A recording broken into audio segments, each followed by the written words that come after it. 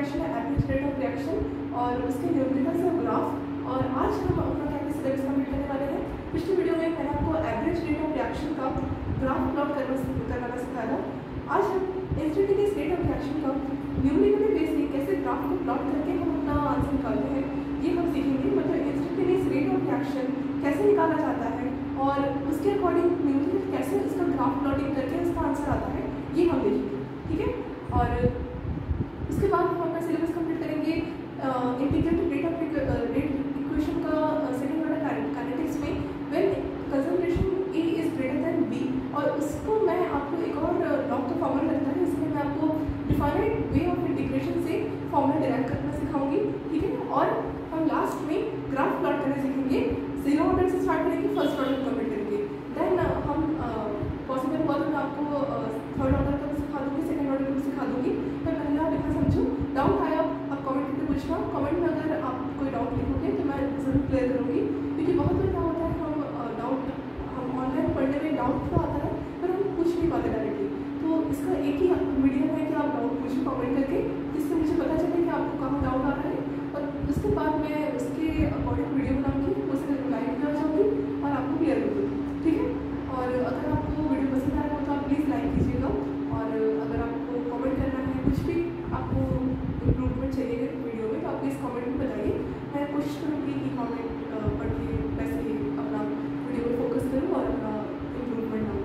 तो प्लीज़ आप कमेंट में बताइए और शेयर कीजिए स्टूडेंट के साथ। जितने ज़्यादा स्टूडेंट्स तक मेरा वीडियो पहुँचेगा उतना ही ज़्यादा लोगों को मदद मिलेगी। तो प्लीज़ आप थोड़ा सा कमेंट कीजिए और लाइक भी करते रहिए वीडियो को। सो स्टार्ट करते हैं हम अपना फर्स्ट अपना जो numerical way of instantaneous rate of reaction है उसके अकॉर्डिंग ग्राफ प्लॉट करना। और ग्राफ प्लॉट करने के तरीके को बहुत ज़्यादा इंपॉर्टेंस देना चाहिए, क्योंकि आपको ग्राफ से ही समझ में आएगा कि किस तरह से रेट ऑफ रिएक्शन वेरी कर रहा है, ठीक है। सो स्टार्ट करते हैं हम अपना इंस्टेंटेनियस रेट ऑफ रिएक्शन का न्यूमेरिकल वे से ग्राफ प्लॉट करना सीखना, ठीक है। स्टार्ट करते हैं। देखिए पहले बताइए कि एवरेज रेट ऑफ रिएक्शन में हमने क्या देखा था। एक हमारे पास वो एक्स एक्सिस था, एक हमको वाई एक्सिस था। This particular is your x axis, this particular is your y axis, right. अब इस वाई एक्सिस इस एक्स एक्सिस में क्या है, मतलब कौन सा पर्टिकुलर वेरिएबल है जो particular y axis x axis के अलाउ जो हमारे पास स्लोप है उसको फॉलो करवा रहा है। जो फॉर एग्जाम्पल हमारे पास पिछले वीडियो में मैंने आपको कौन सा ग्राफ प्लॉट करना सिखाया था, एवरेज रेट ऑफ रिएक्शन का। जिसमें आपका जो वाई एक्सिस है उसमें कंसंट्रेशन का इंडिकेशन हो रहा था और एक्स एक्सिस में आपका टाइम का इंडिकेशन हो रहा था। इतना क्लियर था। अब टाइम और कंसंट्रेशन में आपने कैसा स्लोप देखा था, आपने देखा था एक कर्व बन रहा था कुछ ऐसे। This particular curve is your decreasing curve, क्योंकि टाइम के साथ कंसंट्रेशन घटता है। कौन सा concentration? Reactant concentration. Sir reactant concentration आपका कोई पीक पॉइंट था उसका, मान लो कि कोई हमारे पास इनिशियल कंसंट्रेशन ए नॉट थी, मैं ए नॉट मान ली। अब ए नॉट का वैल्यू कुछ भी हो सकता है, मैं मान लेती हूँ कि हमारे पास इनिशियल कंसंट्रेशन ए नॉट था। अब उसके पीक पॉइंट से आपका स्लोप घटेगा, ठीक है। That particular is called decreasing slope, decreasing curve हो रहा है ना, डिक्रीजिंग कर्व हो रहा है। तो इसके अकॉर्डिंग हमारे पास जो एवरेज रेट थी, क्या थी? एवरेज रेट ऑफ रिएक्शन वो क्या थी? Delta c upon delta t. और ये जो delta c upon delta t है वो किसी का भी हो सकता है। It can be from reactant side, it can be from product side. तो मैंने ये क्या किया था कि आपका एक रिएक्टेंट का कंसंट्रेशन उठाया था जो कि आपको नेगेटिव में वैल्यू देगा, और नेगेटिव में वैल्यू देने के बाद आपका नेगेटिव के साथ मल्टीप्लाई होकर वो at last rate of reaction positive में आएगा। इतना तो क्लियर था। पर ये आपको किसका था?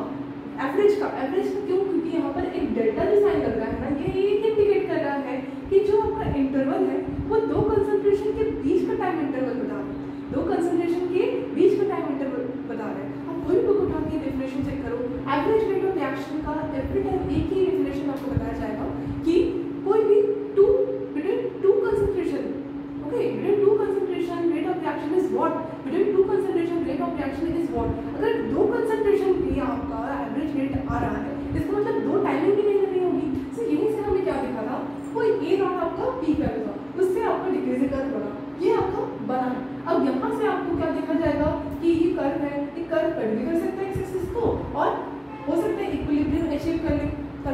आपका रिएक्शन आपका, सो वो आपका पैरेलल भी जा सकता है, ठीक है, एक्स एक्सिस पे।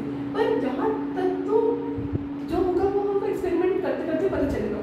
पर जो हमारा ये पॉइंट है, यहाँ पर ही आपको दो कोई कंसंट्रेशन ऑफ रिएक्टेंट दे दिया जाएगा। फॉर एग्जाम्पल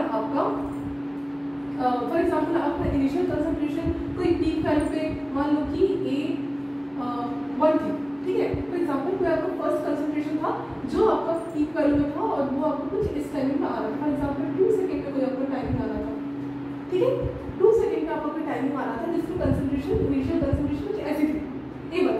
अब यहाँ पर ये आप जितना नीचे जाओगे उतना कंसंट्रेशन घटेगी टाइम के साथ, क्लियर है। तो A1 से A2 में जब पहुँचे फाइनली आपका कुछ यहाँ तक, मैं ऐसे बना देती हूँ जिससे टच कर जाए, ऐसे बना देती हूँ, यहाँ कुछ 4 सेकेंड का आपका इंटरवल आया और ये आपको कुछ A2 टाइम आया। अब बताया जा रहा है कि ये जो पर्टिकुलर आपका ग्राफ बना, ये ग्राफ से आपको रेट ऑफ रिएक्शन कैसे सबको समझ आया। तो हमने क्या बोला कि अगर आपका delta C upon delta T है तो यहाँ पर नेगेटिवली आपका रिएक्टेंट का कंसंट्रेशन जाएगा। तो आप क्या करोगे, फाइनल माइनस इनिशियल का फॉर्मूला लगा दो, फाइनल माइनस इनिशियल का फॉर्मूला लगा दो।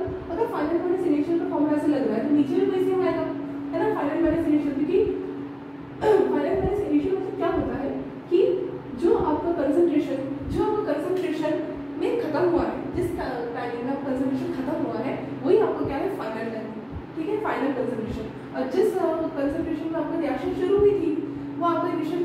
सो फाइनल माइनस इनिशियल मतलब क्या होता है, फाइनल माइनस इनिशियल मतलब क्या होता है कि हमारे पास जहाँ पर रिएक्शन खत्म हुई A2 point minus A1 point, this is the concentration part, और ये आपको ब्रैकेट के अंदर रख दीजिए। फाइनल माइनस इनिशियल टाइमिंग भी हुई, तो फाइनल 2 सेकेंड था और 2 सेकेंड था, तो आप 4 सेकेंड माइनस, और यहाँ पर भी आप इसे करो T2 माइनस T1 करोगे, करेक्ट है।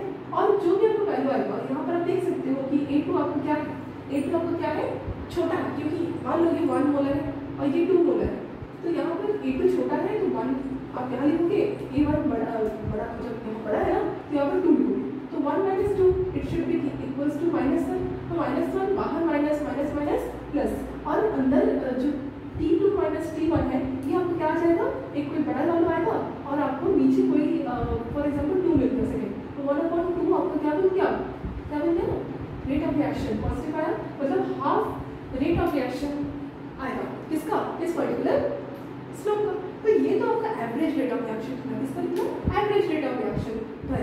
अब क्या होना चाहता है बच्चों को कि madam average rate of reaction तो पता चल गया, पर एवरेज रेट ऑफ रिएक्शन के बाद ऐसा तो नहीं है ना कि एवरेज रेट ऑफ रिएक्शन हो गया तो हमको सब पता चल गया, रिएक्शन का सारा टाइमिंग पता चल गया। ये तो मतलब एक्सपेरिमेंटली प्रूफ है कि एवरेज रेट ऑफ रिएक्शन कभी काबिल नहीं हो पाया कि वो हमको पूरे रिएक्शन का टाइमिंग बता सके। हो सकता है कि रिएक्शन कहीं पे बीच में रुकी हो, रिएक्शन कहीं बीच में स्लो हुई हो, तो ऐसा नहीं है कि एक ही मतलब एक ही जैसे वो फर्स्ट में वो स्पीड भाग रहा था रिएक्शन का जो रेट है, बीच में भी वो कहीं रुका नहीं, वो हो सकता है उससे बहुत सारे ऑब्स्टिकल्स को पार करते करते वो रिएक्शन कंप्लीट किया हो। जैसा मैकेनिज्म आपको दिखेगा आप वैसा एक अपना आइडिया लगा सकते हो कि किस तरह से आपका रिएक्शन जो है वो क्या होगा। अगर रिएक्शन का मैकेनिज्म इतना बड़ा सा है, इतना बड़ा सा है, मतलब उसका रिएक्शन सोच सकते हो कि कितना लेट उसका प्रोडक्ट तक पहुंचा होगा, जो प्रोडक्ट तक पहुंचने का जो समय है कितना लेट टाइम होगा। तो ऐसा नहीं है ना कि एक ही टाइमिंग पर आप पूरा रिएक्शन रेट ऑफ रिएक्शन बता दो, ये आपका टाइम इंटरवल है। पर क्या होता है इंस्टेंटेनियस रेट ऑफ रिएक्शन जब हम इंस्टेंटेनियस रेट ऑफ रिएक्शन में क्या होता है कि जो डेल्टा टी है वो अप्रोचेस 0 हो जाता है, मतलब ये जो डेल्टा टी है ना वो कोई इंटरवल रहता ही नहीं है। अगर इंटरवल ही नहीं रहेगा टाइम तो आप कैसे अपना कंसंट्रेशन, दो कंसंट्रेशन निकालोगे, मतलब कोई दो concentration instantaneous rate of reaction में आता ही नहीं, ठीक है। कोई एक टाइमिंग पे कंसंट्रेशन भी किसी एक टाइम प्लॉटिंग होगी और उसके अकॉर्डिंग हमको ग्राफ के अकॉर्डिंग अपना tan थीटा का फॉर्मूला पुट करना पड़ता है। तो इंस्टेंटेनियस रेट ऑफ रिएक्शन का अलग मेथड होता है और ये आपका एवरेज का, मैं आपको एक बार रिकैप करवा दूँगी एवरेज का, ये आप एवरेज का रिकैप कर लिए होंगे। मैं इसका वीडियो बना चुकी हूँ अच्छे से और क्लियर करके, इसका यूनिट वगैरह आप लगाओगे तो अच्छे से आपका सोल्यूशन क्वेश्चन सेपरेटली क्वेश्चन है इसे सॉल्व करवा रही, तो आप ऐसे समझो कि ये आपका एवरेज रेट ऑफ रिएक्शन का मेथड है। और इंस्टेंटेनियस रेट ऑफ रिएक्शन क्या होता है, ये डेल्टा टी में कोई भी ऐसा सेकंड और दूसरा सेकंड रहता नहीं है जिससे हम उसको माइनस कर पाए, सबट्रैक्ट कर पाए, डिफरेंस निकाल पाए, नहीं होता। डेल्टा टी 0 होता है, डेल्टा टी मतलब कोई टाइम इंटरवल ही नहीं है। अब टाइम इंटरवल नहीं है तो आप कैसे इसका फॉर्मूला यूज करोगे ये चेंज वाला, इसलिए इंस्टेंटेनियस रेट ऑफ रिएक्शन का अलग फॉर्मूला होता है। स्टार्ट करें इंस्टेंटेनियस रेट ऑफ रिएक्शन समझना, ये आपका एवरेज था, बता दो इस पर बता दो, लिख लिया लिख लिया लिख लीजिए, ओके बता दीजिए। अब हमको क्या देखना है, इंस्टेंटेनियस रेट ऑफ रिएक्शन क्या होता है। देखिए बहुत बार आपको क्लियर कर चुकी हूँ, instantaneous rate of reaction time interval नहीं दिया जाता। इंस्टेंटेनियस रेट ऑफ रिएक्शन में टाइम इंटरवल नहीं दिया जाता, बल्कि जो आपका टाइमिंग रहता है, इंटरवल रहता है, वो जीरो रहता है, मतलब चेंज इन टाइम रहता ही नहीं है। अगर चेंज इन टाइम नहीं रहेगा तो आपको सोच के बताओ कि वहाँ पर एवरेज लगेगा क्या, मेरा लगेगा नहीं लगेगा। तो आपको इंस्टेंटेनियस रेट ऑफ रिएक्शन निकालने के लिए दूसरे मेथड का यूज करना पड़ता है। सो हेडिंग दीजिए instantaneous rate of reaction calculation, instantaneous rate of reaction calculation बहुत इंपॉर्टेंट है, आईआईटी में पूछा गया है। ओके सब हम आईआईटी के सॉल्व कर रहे हैं, क्योंकि 12th वालों अगर देख रहे हो वीडियो तो आप देख सकते हो, अगर टाइम वेस्ट हुआ तो प्लीज़ आप मुझे बता देना, क्योंकि ये मैं आईआईटी वालों के लिए करवा रही हूँ। जो लोग आईआईटी में प्रिपरेशन कर रहे हैं वो ये वीडियो को अच्छे से फॉलो कीजिए, क्योंकि ये आईआईटी बुक का ही सब मैं पढ़ा रही हूँ। ठीक है तो स्टार्ट कीजिए, इसको अच्छे से समझना। क्या लिखा है, instantaneous rate of reaction. Instantaneous rate of reaction का मतलब ये होता है कि अगर आपको एक्सपेरिमेंटली कोई एक टाइमिंग मिल जाए, ठीक है एग्जैक्ट टाइमिंग मिल जाए, और उस एग्जैक्ट टाइमिंग में अगर आपको पूछा गया कि कितना रेट होगा, तो उस रेट के हिसाब से हम एक एजम्पशन लगा सकते हैं कि हर एक पर्टिकुलर टाइमिंग में शायद ऐसा रेट आए। तो आपको हर rate of reaction, instantaneous rate of reaction निकालने के लिए पर्टिकुलर उसी टाइमिंग, उसी ग्राफ की टाइमिंग के अकॉर्डिंग अपना रेट ऑफ रिएक्शन निकालना पड़ेगा, क्योंकि अलग अलग टाइमिंग के अकॉर्डिंग अलग अलग आपका टेंजेंट बनेगा, अलग अलग स्लोप का अलग अलग टेंजेंट बनेगा। तो क्या होगा कि आपका बहुत सारे रेट ऑफ रिएक्शन, जहाँ तक रिएक्शन हुई होगी वहाँ तक आपको बहुत सारा इंस्टेंटेनियस रेट ऑफ रिएक्शन के अकॉर्डिंग रेट ऑफ रिएक्शन मिल जाएगा। पर ऐसा बार पॉसिबल नहीं है ना, इसलिए हम इंटीग्रेटेड रेट इक्वेशन को सॉल्व करते हैं। सर इंटीग्रेटेड रेट इक्वेशन को आई होप आपने देख लिया होगा, मैंने यूट्यूब पे पोस्ट कर दिया है। इसके बाद मैं आपको वो एक और बार रिकॉल करवा दूँगी और हम डिफरेंट इंटीग्रेशन करके देखेंगे। पर ये आपका ऐसा नहीं है कि ये जो इंस्टेंटेनियस रेट ऑफ रिएक्शन है इससे आपको ये पता चल जाए कि आपका रिएक्शन का रेट वो कैसा होगा, ऐसा पॉसिबल नहीं है। क्योंकि एग्जैक्ट टाइमिंग से आप क्या करोगे, एग्जैक्ट टाइमिंग से आप एक बार तो रेट ऑफ रिएक्शन निकालोगे, पर बार बार तो नहीं निकालोगे ना। तो बार बार नहीं निकालने के लिए हम इंटीग्रेटेड रेट इक्वेशन सॉल्व करते हैं। मैं आपको सिखा रही हूँ क्योंकि आपको समझना जरूरी है, तो पहले आप समझिए, ठीक है। तो देखिए इंस्टेंटेनियस रेट ऑफ रिएक्शन को कैसे कैलकुलेट किया जाता है। पिछले वीडियो में मैंने आपको इंस्टेंटेनियस रेट ऑफ रिएक्शन का एक कैलकुलेशन करवाया था, एक न्यूमेरिकल सॉल्व किया था हमने, जहाँ पर हमने कंसंट्रेशन को एक डिफरेंशिएट के अकॉर्डिंग टाइमिंग के रेस्पेक्ट में अपना वेरिएबल देखा था। उसके अकॉर्डिंग हमने फॉर्मूला पुट किया, और फॉर्मूला पुट करने के बाद हमने डिफरेंशिएट को कंप्लीट करके उसका टाइम का जो वैल्यू था वो पुट करके क्या किया था, अपना रेट ऑफ रिएक्शन को निकाला था, जो कि हमारे पास पॉजिटिव भी आया था। और आप देख सकते हो कि रेट ऑफ रिएक्शन कभी भी नेगेटिव नहीं होता, पर आप पॉजिटिव भी आप रेट ऑफ रिएक्शन को वहाँ पर फाइंड करके तो वो एक मेथड था जहाँ पर आपको कंसंट्रेशन गिवन थी, वो एक मेथड था जहाँ कंसंट्रेशन गिवन थी। मुझे चैनल पे अपलोडेड है, आप देख सकते हो उसको और देखिएगा अभी, क्योंकि आईआईटी में क्वेश्चन आया हुआ है। आप ऐसे क्वेश्चन अगर सॉल्व नहीं करोगे तो आपको दिमाग में कभी इंस्टेंटेनियस रेट ऑफ इक्वेशन क्या होता है, एवरेज रेट क्या होता है, वैसे कुछ समझ ही नहीं आएगा। क्योंकि क्वेश्चन के अकॉर्डिंग हम समझ सकते हैं ना कि समझाना क्या चाह रहा है, नहीं तो हमको कभी समझ नहीं आएगा। सो मैं जैसा करवा रही हूँ ना, प्लीज़ आप वैसे फॉलो करो, क्योंकि अगर आप सोचते हो कि ये सब फालतू में नहीं पढ़ते, छोड़ो ये सब ज़्यादा से ज़्यादा पढ़ रहे हैं, देखिए ये आप जितना पढ़ोगे उतना आपको हायर नॉलेज का कैपेसिटी आएगा, गेन करने कैपेसिटी आएगा। तो आप प्लीज़ इसको अच्छे से फॉलो कीजिए। समझ रहे हैं क्या बोल रही हूँ। ओके सो मैंने आपको क्या बताया था पिछले वीडियोस में कि आपका जो इंस्टेंटेनियस रेट ऑफ रिएक्शन है कैसे कैलकुलेट कर सकते हो। कंसंट्रेशन आपको गिवन होगी, कंसंट्रेशन को हमको डिफरेंशिएट करना पड़ेगा, क्योंकि इंस्टेंटेनियस रेट ऑफ रिएक्शन का फॉर्मूला क्या रहता है, ये रहता है dC/dt। ये हमें किसका रहता है, इंस्टेंटेनियस रेट ऑफ रिएक्शन का क्या रखोगे, R�st = दिस, और ये आपको क्या है dC/dt। अब यहाँ पर आप कोई भी टर्म का डिफरेंशिएशन कर सकते हो सकता है कि कंसंट्रेशन आपका रिएक्टेंट साइड में हो, तो अगर रिएक्टेंट साइड का होगा तो माइनस लग जाएगा ब्रैकेट के बाद, इजी है। अगर ये प्रोडक्ट की साइड का होगा कंसंट्रेशन, तो यहाँ पर माइनस नहीं लगेगा बल्कि प्लस लगेगा। यहाँ तक क्लियर। अब मैं बता चुकी हूँ कि माइनस मतलब टाइम के साथ कंसंट्रेशन घटता है रिएक्टेंट में, इसलिए माइनस लगता है। माइनस को कैंसिल करने के लिए बाहर माइनस लगाया जाता है, आई मीन माइनस को कैंसिल करने के लिए अंदर भी माइनस में आंसर आता है, क्योंकि फाइनल माइनस इनिशियल लग जाता है, कहाँ लग जाता है, एवरेज में लग जाता है।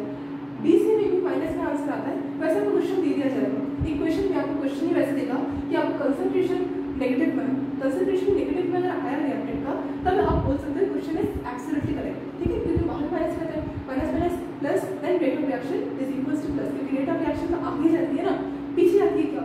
अगर पीछे आपको कोई वेलोसिटी स्पीड आ गया तो मतलब आप पीछे जा रहे हो कोई चीज़, ठीक है।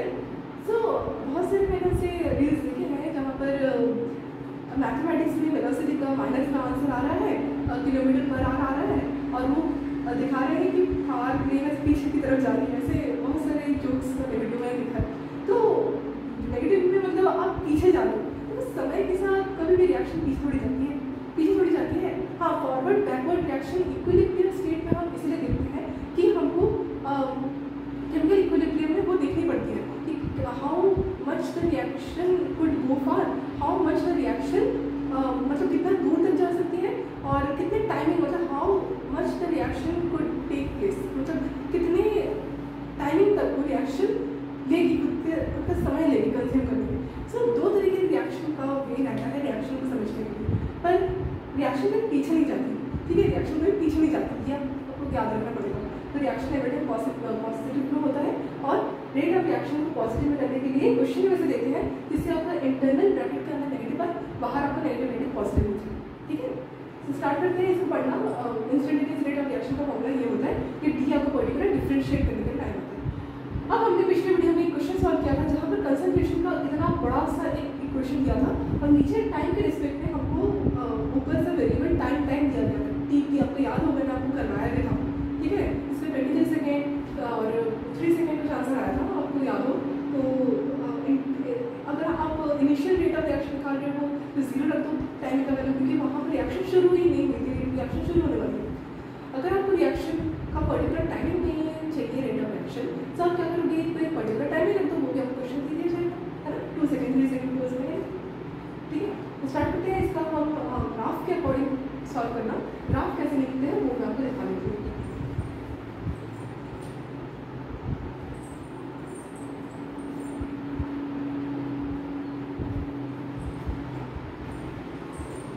देखिए, this is our y axis and this is our x axis, correct है? यस यस यस यस, यहाँ पर करेक्ट। अब यहाँ पर आपको क्या है, पर्टिकुलर कोई ए नॉट है, कोई पी वैल्यू रिएक्टेंट कंसंट्रेशन बता दी मैं, तो यहाँ पर मैं लिख देती हूँ रिएक्टेंट, ठीक है। और यहाँ से कोई आपका टाइमिंग के अकॉर्डिंग आप स्लो बनाओ कुछ ऐसे, और ये वो क्या है, ये वो क्या है, ये आपका डिक्रीजिंग स्लोनेस, डिक्रीजिंग कर्व। अब ये डिक्रीजिंग कर्व एवरेज और इंस्टेंटेनियस दोनों के लिए आपको सेम मिलेगा, पर यहाँ पर आपको सॉल्व करने का तरीका अलग है। फॉर एग्जाम्पल आपका क्वेश्चन मैंने बताया कि for any particular concentration the timing is your, the timing for any instantaneous concentration the timing is मानो कि हमारा टाइमिंग है 2 सेकेंड, ठीक है, 2 सेकेंड। अब यहाँ पर 2 सेकेंड नहीं, आप 4 सेकेंड, 4, ठीक है।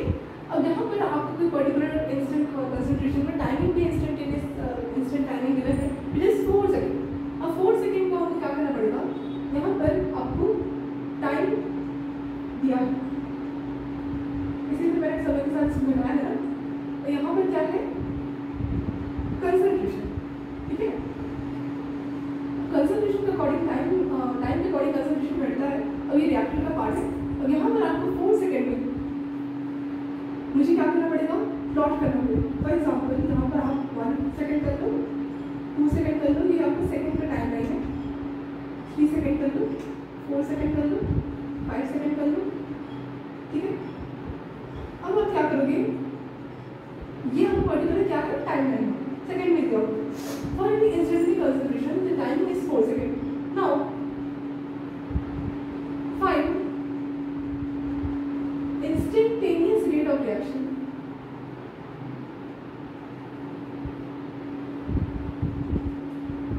रेट ऑफ रिएक्शन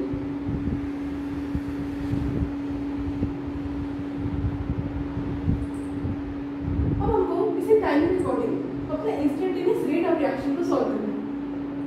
क्या करना है? इस टाइमिंग अकॉर्डिंग अपने इंस्टेंटेनियस रेट ऑफ रिएक्शन को सॉल्व करना है।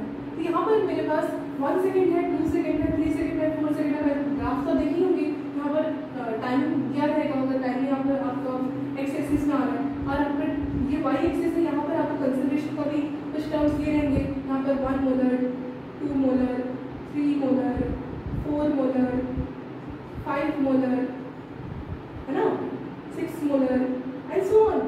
जितना पढ़ाओगे उतना बढ़ेगा। अब यहाँ पर आपका एक पर्टिकुलर ग्राफ होगा जहाँ पर आपका टाइमिंग दिया हुआ है और कंसंट्रेशन दिया हुआ है। ठीक है। अब यहाँ पर आपको यहाँ बता दिया गया है कि 4 सेकेंड में कितना रेट ऑफ रिएक्शन है। तो यहाँ पर मुझे फॉर एग्जाम्पल 4 सेकेंड दे दिया गया है। तो इस पर्टिकुलर आप टाइम के एक्स एक्सिस के टाइम पे 4 सेकेंड लो। मुझे यहाँ दिख गया। अब ये 4 सेकेंड के इक्वल आपको कुछ यहाँ पर कंसंट्रेशन दिख रही होगी, पर कंसंट्रेशन को पॉइंट करने से पहले आपको पता होना चाहिए कि कंसंट्रेशन में यहाँ पर कोई पर्टिकुलर काम होगा। कंसंट्रेशन करोगे कोई फायदा नहीं है, क्योंकि आपका इस टाइम से ज़्यादा अच्छा रिजल्ट, मतलब इस टाइम से भी अच्छा रिजल्ट, मतलब ये लाइन आपको पर्टिकुलर काम करेगी। ठीक है। अब यहाँ से क्या करोगे? टेंजेंट निकालोगे। ये आपको क्या है? डिक्रीजिंग कर्व है। और यहाँ पर जब आप पॉइंट करोगे ना, जब ये टच कर जाएगी इस डिक्रीजिंग कर्व को, यहाँ से आप करोगे एक टेंजेंट ड्रॉ लाइक दिस। हाँ, ये आपका एक टेंजेंट ड्रॉ होगा। मतलब इस पर्टिकुलर डिक्रीजिंग कर्व से आप एक परपेंडिकुलर नॉर्मल ड्रॉ करोगे। अब ये जो पर्टिकुलर लाइन है ना, इस लाइन को टच करते हुए ये लाइन जानी चाहिए। मतलब इस 4 सेकेंड से ही इस पॉइंट को ये टच करेगा। ठीक है। इस पॉइंट से ही ये पॉइंट टच करेगा। अगर ये आपको यहाँ होता ना, तो आपको कुछ यहाँ पर टच करता। अब देख सकते हो कि यहाँ पर कुछ टच कर रहा है। इसका चीज बना देते हैं। ये कुछ ऐसे टच करेगा। ठीक है। ठीक है। अब यहाँ पर आप क्या करोगे? फॉर्मूला अप्लाई करोगे। कौन सा फॉर्मूला? tan theta. अब tan थीटा का फॉर्मूला हम क्यों करेंगे? क्योंकि हमको निकालना पड़ेगा ये पर्टिकुलर आप टाइमलाइन देखेंगे। इस टाइमलाइन में आपको 4 सेकेंड में पूछा जा रहा है कितना रेट ऑफ रिएक्शन है। रेट ऑफ रिएक्शन कंसंट्रेशन के अकॉर्डिंग आप अगर सॉल्व करना चाह रहे हो तो आप वो वाला क्वेश्चन देखना जहाँ पर हमने कंसंट्रेशन का कुछ वैल्यू रखा था 3t, मतलब हमने रखा था कुछ ऐसे 3 + 3t + 3t²। ऐसे आपको एक कंसंट्रेशन मिलेगा। इसका डिफरेंशिएशन करते हैं। पर अगर आपको पर्टिकुलर टाइमिंग देख लिया जाए तो टाइमिंग के अकॉर्डिंग कैसे सॉल्व करोगे? अपना रेट ऑफ रिएक्शन कैसे सॉल्व करोगे? आपको कंसंट्रेशन की जरूरत नहीं होगी। कंसंट्रेशन की जरूरत नहीं होगी, क्योंकि अगर आप कंसंट्रेशन अनाउंस कर रहे हो तो आप ऊपर क्वेश्चन देखो ना, जब आपको कंसंट्रेशन का वैल्यू दिया हो, अगर वो सिंपल टाइम दिया हुआ है, यहीं से आप इंस्टेंटेनियस रेट ऑफ रिएक्शन निकाल सकते हो। रिपीट कर रही हूँ। यहाँ पर आप देख सकते हो 4 सेकेंड दिया हुआ है।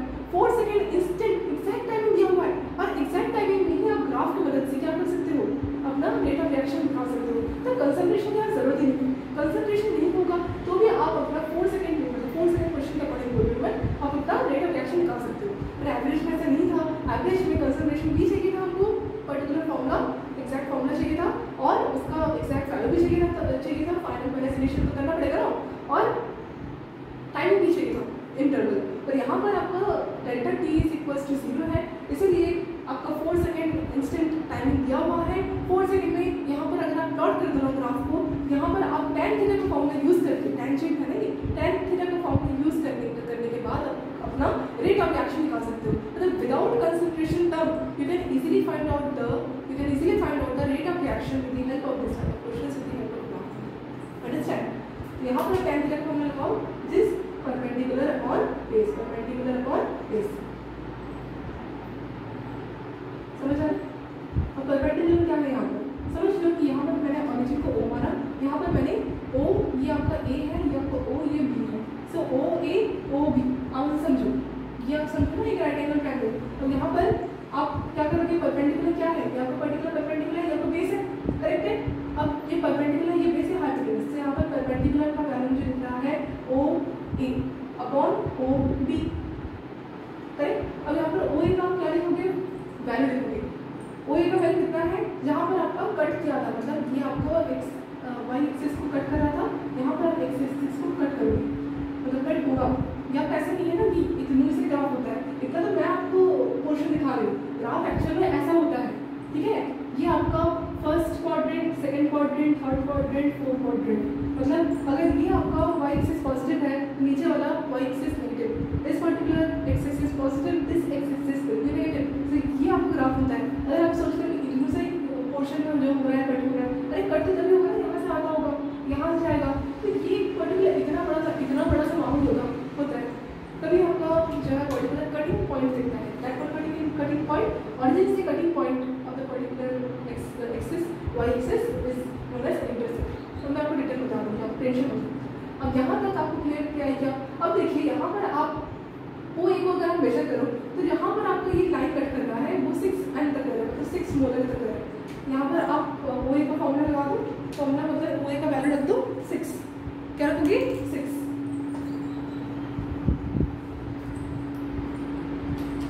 मतलब 6 अपॉन कहाँ पर आपका ये कट किया था एक्स एक्सिस को 5 सेकेंड में, 5 सेकेंड में होगा ना, 5 सेकेंड में, मेरे लिए 5 सेकेंड में होगा, इस क्वेश्चन के बारे में बता रही हूँ। अब 6 और 5 को आप क्या करोगे, 6 और 5 को क्या करोगे, डिवाइड करोगे ना, 6 अपॉन 5 कितना हो जाएगा, 5 × 5 और 5 × मतलब 1.2 समथिंग इज योर आंसर, ठीक है। 5 × 10 होता है ना, 5 × 10 1.2 क्या आ जाएगा आपको, rate of reaction, instantaneous rate of reaction. आपको पता ही है कि कंसंट्रेशन अपॉन टाइमिंग होता है ना, कंसंट्रेशन अपॉन टाइम होता है। कंसंट्रेशन कौन से टर्म्स में हम यूज कर रहे हैं, मोलैरिटी, मोलैरिटी मतलब moles upon litre into second, मतलब 1/2 mol mole litre inverse second inverse unit, okay, समझ आया। अब देखिए बहुत लोग क्या करते हैं, यहाँ पर एक बार उनको टाइमिंग मिल रही है तो लोग सोचते हैं शायद कुछ ऐसे होगा, delta c upon d c upon d4, ऐसा नहीं होगा, ठीक है, ऐसा नहीं होगा, ऐसा नहीं होगा, ऐसा होगा, ठीक है। कैसे निकला, टेंजेंट मतलब tan थीटा, एक हमको क्या करना पड़ता है, ये स्लोप है ना, इस स्लोप को ऐसे मार्क करना पड़ता है, ये पॉइंट जहाँ पर कट करेगा उसके अलावा मार्क हो जाएगा, ठीक है, एक्सेस वाइज कट करेगा, जहाँ से कट करेगा वो इंटरसेप्ट, मतलब आप कितना इंटरसेप्ट देख रहे हो एक्सेस का, देखिए परपेंडिकुलर ऑन बेस ओ ए मतलब ये, ठीक है। तो आप क्या लिखोगे यहाँ पर y और ये आपका x, y अपॉन x, ठीक है। सो dy अपॉन dx, करेक्ट है। तो dy अपॉन dx मतलब यहाँ पर आप ओ ए का वैल्यू कितना रखेंगे 6, मतलब इसका ओ ए मतलब इंटरसेप्ट, राइट, ओ ए मतलब इंटरसेप्ट, मतलब यहाँ पर 6 मोलर कुछ इंटरसेप्ट आ रहा है हमारा, और यहाँ पर y intercept is 6 and x intercept is 5, ठीक है। सो इसीलिए हमारे पास 6/5 आया, और 6/5 को सॉल्व करने के बाद 1/2 आया, और 1/2 आपका क्या है आपका rate of reaction, instantaneous rate of reaction that is given 4 second, मतलब 4 सेकंड में हमारे पास इंस्टेंटेनियस रेट ऑफ रिएक्शन कितना रहेगा 1.2, क्लियर, आया समझ। कुछ दिक्कत है तो बताइएगा और अच्छे से क्लियर करने की कोशिश करिए। इतना लिखिए, उसके बाद हम सॉल्व करते हैं integrated rate equation with the way of different integration.